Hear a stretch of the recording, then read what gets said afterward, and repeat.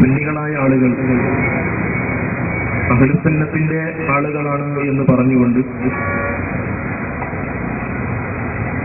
ലോകത്തിന്റെ വിവിധ ഭാഗങ്ങളിൽ ഇന്ന് നേർച്ചകളുമായി ഒരു പ്രത്യേകമായ ഇസ്ലാം അംഗീകരിക്കാത്ത പ്രവർത്തനങ്ങളുമായി മുന്നേറുന്നത് കാണുന്നു. ഇതിനെ വിമർശിക്കുമ്പോൾ അവരെ ഔലിയാക്കളോട് സ്നേഹമില്ലാത്തവരാണ്, അവരമ്പിയാക്കളോട് ബഹുമാനമില്ലാത്തവരാണ് എന്ന് പറഞ്ഞുകൊണ്ട് ജനങ്ങളെ പറ്റിക്കുകയും ബഹുമാനമുള്ള ഞങ്ങൾ ചെയ്യുന്നതാണ് യഥാർത്ഥത്തിൽ ശരിയെന്ന് ജനങ്ങളുടെ മുമ്പിൽ പറഞ്ഞു നടക്കുകയും ചെയ്യുന്നതുകൊണ്ട് ഇതിന്റെ യാഥാർത്ഥ്യം എന്താണെന്ന് ജനങ്ങളെ ബോധ്യപ്പെടുത്തൽ ഞങ്ങൾക്ക് അനിവാര്യമായതുകൊണ്ട് ക്യാമ്പയിനുകളും മറ്റുമായി CD പ്രദർശനത്തിലൂടെയും അതിന്റെ വിഷയങ്ങളുമായി ഞങ്ങൾ മുന്നേറുമ്പോൾ അനാചാരമായ കാര്യമായിട്ട് നേർച്ചയുടെ പേരിൽ നിങ്ങൾ നടത്തുന്നതിനെ വിമർശിക്കുമ്പോൾ അത് തെറ്റാണെന്ന് നിങ്ങൾ പറയുന്നുണ്ടെങ്കിൽ എനിക്ക് ചോദിക്കാനുള്ളത്, ഓരോ ഔലിയാക്കളുടെ പേരിൽ, മുഹ്യിദ്ദീൻ ശൈഖിന്റെ പേരിൽ, സുലൈമാൻ നബിന്റെ പേരിൽ ഇങ്ങനെ കോഴിയും അതുപോലെ മറ്റ് ആടും പോത്തും മൂരിയും ഇങ്ങനെയൊക്കെ ഓരോന്നും നേർച്ചയാക്കുന്ന ഒരു തെയ്യം. നേർച്ച എന്ന് പറയുന്നത് നിങ്ങളുടെ കർമ്മശാസ്ത്രം എന്ന് നിങ്ങൾ വിശേഷിപ്പിക്കുന്ന പല ഗ്രന്ഥങ്ങളിലും നേർച്ച അള്ളാഹുവിനെ പാടുള്ളൂ എന്ന് പറഞ്ഞിട്ടുണ്ട്. പ്രത്യേകിച്ച് നബി സല്ലല്ലാഹു അലൈഹി വസല്ലം തങ്ങൾ പറഞ്ഞു,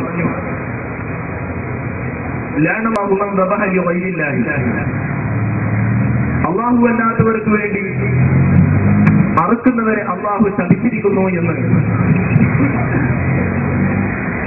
നബി സല്ലല്ലാഹു അലൈഹി വസല്ലം തങ്ങൾ പറഞ്ഞതായി ഹദീസിൽ കാണുന്നു.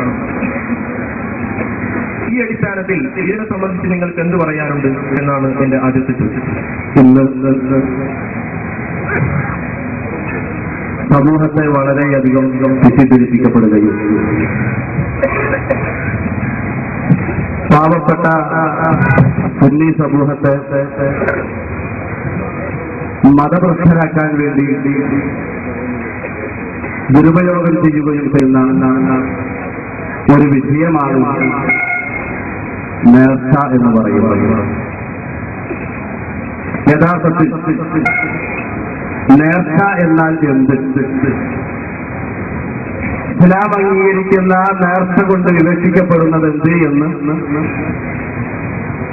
വസ്തുനിഷ്ഠമായി വിലയിരുത്തുന്ന പക്ഷം ഈ ചോദ്യം തന്നെ അപ്രസക്തമാവുകയാണ്. നമുക്കറിയാം, നേർച്ച എന്നതിന്റെ ഡെഫിനിഷൻ ഇൽത്തിസാമു മുസ്ലിമിൻ മുകല്ലഫിൻ റശീദിൻ ഖുർബതൻ ലം തതഅയ്യൻ, ഒരൈച്ഛികമായ സുന്നത്തായ ഒരു കാര്യത്തെ പ്രവർത്തിക്കാൻ വേണ്ടി ദൃഢപ്രതിജ്ഞ എടുക്കുന്നതിനാണ് നേർച്ച എന്ന് പറയുന്നത്.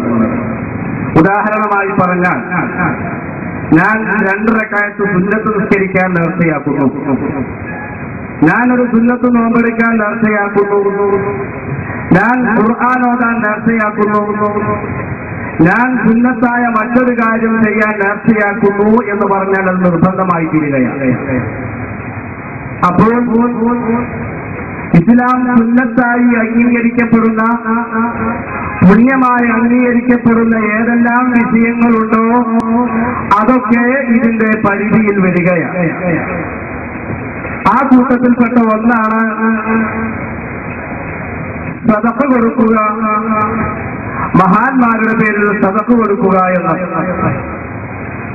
നമുക്കറിയാം, മഹാനരായ റസൂലുള്ളാഹി സ്വല്ലല്ലാഹു അലൈഹി വസല്ലമ തങ്ങളുടെ അടുക്കൽ ഒരു സഹാബി വന്നുകൊണ്ട് എന്റെ ഉമ്മ വഫാത്തായിട്ടുണ്ട്, ഞാൻ എന്താണ് അവരുടെ പേരിൽ ചെയ്യേണ്ടതെന്ന് ചോദിച്ചപ്പോൾ ബഹുമാനപ്പെട്ട റസൂലുള്ളാഹി സ്വല്ലല്ലാഹു അലൈഹി വസല്ലമ തങ്ങൾ പറഞ്ഞത്, ഒരു കിണർ കുഴിച്ചുകൊണ്ട് സദഖ കൊടുക്കാൻ വേണ്ടിയാണ്.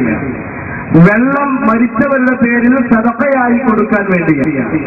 ചുരുക്കത്തിൽ ആ സഹാബി ചെയ്തത് ഹാദിഹി ലി ഉമ്മി സഅദ്, ഒരു കിണർ കുഴിച്ചുകൊണ്ട് ഇത് ഉമ്മു സഅദിന് ഉള്ളതാണ്, ഇത് സഅദിന്റെ ഉമ്മാക്കുള്ളതാണ് എന്ന് പറഞ്ഞ് ഒരു കിണർ കൊടുക്കുകയുണ്ടായി. ഏതുപോലെ സാധുക്കളായ നമ്മളൊക്കെ ഈ കോഴി മൊഹീദ്ദീൻ ശൈഖിനുള്ളതാണ് എന്ന് പറയുന്നത് പോലെ. എന്താണ് കാരണം? മൊഹീദ്ദീൻ ശൈഖിന്റെ പേരിൽ ഒരു കോഴിയെ നാം അറുക്കുന്നു.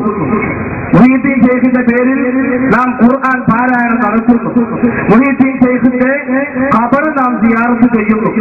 ഇതുപോലെ ബഹുമാനപ്പെട്ട സഅദ് റളിയല്ലാഹു അൻഹു ഉമ്മായുടെ പേരിൽ ഏതൊരു ഉദ്ദേശം വെച്ചുകൊണ്ടാണോ അന്ന് കിണർ സമർപ്പിച്ചതെങ്കിൽ അതേ ഉദ്ദേശം വെച്ചുകൊണ്ട് അല്ലാഹുവിന്റെ പേരിൽ മാത്രം അറുത്തുകൊണ്ട് ആ മുഹീദ്ദീൻ ശൈഖിന്റെ മദ്ഹ് പറയാനും ആ മുഹീദ്ദീൻ ശൈഖിന്റെ മദ്ഹിന് വരുന്ന ആളുകൾക്ക് ദാനം ചെയ്യാനും വേണ്ടി നാം കോഴിയെ അറുക്കുന്നു.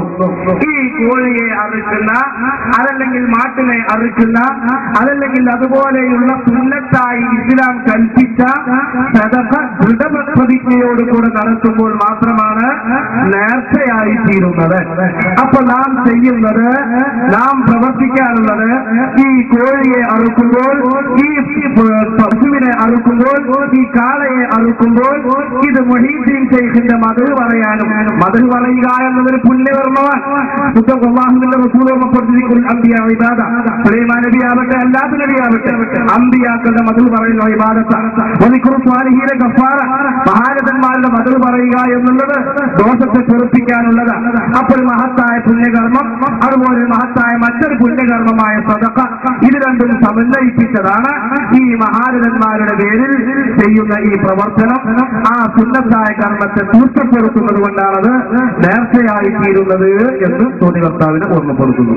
മദ്ഹ് പറയുന്ന സംബന്ധിച്ചൊന്നും ആരും ഇവിടെ ചോദിച്ചിട്ടില്ല.